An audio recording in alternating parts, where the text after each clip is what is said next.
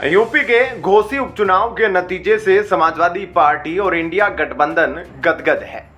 सपा के उम्मीदवार सुधाकर सिंह ने बीजेपी कैंडिडेट दारा सिंह चौहान को 42,000 से ज्यादा वोटों के बड़े अंतर से पराजित कर दिया। अगले साल होने वाले लोकसभा चुनाव के लिए राष्ट्रीय स्तर पर बने इंडिया गठबंधन की यह पहली परीक्षा थी जिसमें वह सफल रहा। घोसी में सपा ने अपना उम्मीदवार खड़ा किया था जिसे इंडिया ने उनके पार्टनर कांग्रेस ने भी अपना समर्थन दिया। जीत मिलने की वजह से इंडिया को काफी उम्मीद है और यदि वह साथ लड़े तो लोकसभा चुनाव में एनडीए को पराजित किया जा सकता है। उपचुनाव में मिली बड़ी हार को एक्सपर्ट्स बीजेपी के लिए बड़ा नुकसान भी बता रहे हैं, लेकिन वास्तविक रूप से देखा जाए तो यह बीजेपी के लिए कोई बड़ा झटका नहीं। दरअसल घोसी में बीजेपी ज्यादातर विधानसभा चुनाव में बहुत ज्यादा ताकतवर नहीं रही है।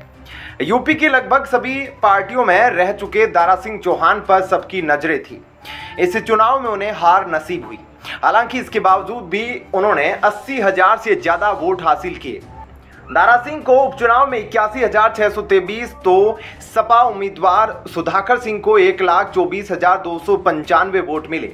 चुनाव आयोग के आंकड़े गवाही दे रहे हैं कि घोसी में बीजेपी को अधिकतम 80-90 हजार वोट ही मिले हैं, जिसे उसने इस बार भी बरकरार रखा। क्योंकि 2022 में दारा सिंह ने समाजवादी पार्टी से चुनाव लड़ा था तो वहां मुस्लिम वोट भी उन्हें मिले और बतौर सपा कैंडिडेट जीत हासिल कर ली। 2022 विधानसभा चुनाव में भी बीजेपी के विजय राजभर को 86,214 वोट मिले थे। तब दारा सिंह को 1,08,430 वोट मिले। वहीं 2019 में फागू चौहान को बिहार का राज्यपाल बनाए जाने के बाद खाली हुई घोसी सीट पर हुए उपचुनाव में भी बीजेपी को 68,371 वोट मिले थे। तब सुधाकर सिंह दूसरे नंबर पर रहे और 66,598 वोट मिले। बीजेपी ने यह सीट बरकरार रखी थी। अब आते हैं साल 2017 के यूपी विधानसभा चुनाव के नतीजों पर, जिसमें बीजेपी को बड़ी जीत मिली थी। भले ही बीजेपी ने घोसी सीट को अपने कब्जे में किया था, लेकिन तब भी वह 90,000 का आंकड़ा नहीं छू सकी थी। तब फागू चौहान को 88,298 वोट मिले थे, जो कि 36.78% था।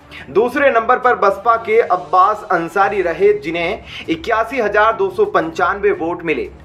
यानी कि जिस साल यूपी में बीजेपी की आंधी चल रही थी और पार्टी ने शानदार प्रदर्शन करते हुए 312 सीटें जीतकर 3/4 बहुमत हासिल कर लिया था, उस दौरान भी घोसी में पार्टी को अधिकतम 88,000 ही वोट मिले।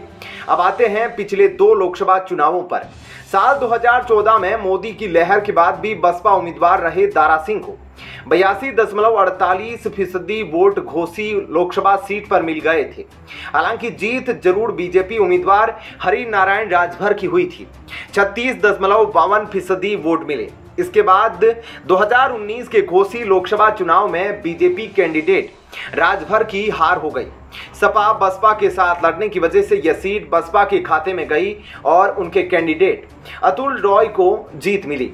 अतुल को 50% से अधिक वोट मिले, जबकि बीजेपी के राजभर को 39.56% वोट वे दूसरे नंबर पर रहे। ऐसे में चुनाव आयोग के इन आंकड़ों से साफ है कि घोसी के पिछले लगभग 6 चुनावों, लोकसभा, विधानसभा और विधानसभा उपचुनाव में बीजेपी ने अपना वोट बैंक बनाए रखा है। इस बार भी उपचुनाव में उसके उम्मीदवार दारा सिंह को 37.54% वोट हासिल हो गए। सपा कांग्रेस के साथ लड़ने और बसपा के मैदान में नहीं उतरने के बाद भी भाजपा अपना वोट परसेंटेज बनाए रखने में कामयाब रही, जो कि भगवा दल के लिए ही नहीं बल्कि विपक्षी दलों के लिए किसी बड़ी झटके की तरह साबित होगा। ऐसे में क्या कहना है आपका इस खबर पर जरूर बताइएगा। साथ ही वीडियो को लाइक शेयर जरूर कीजिएगा और बीजेपी की इस हार पर आप क्या कहना चाहते हैं कमेंट सेक्शन में जरूर बताएं। धन्यवाद। जय हिंद।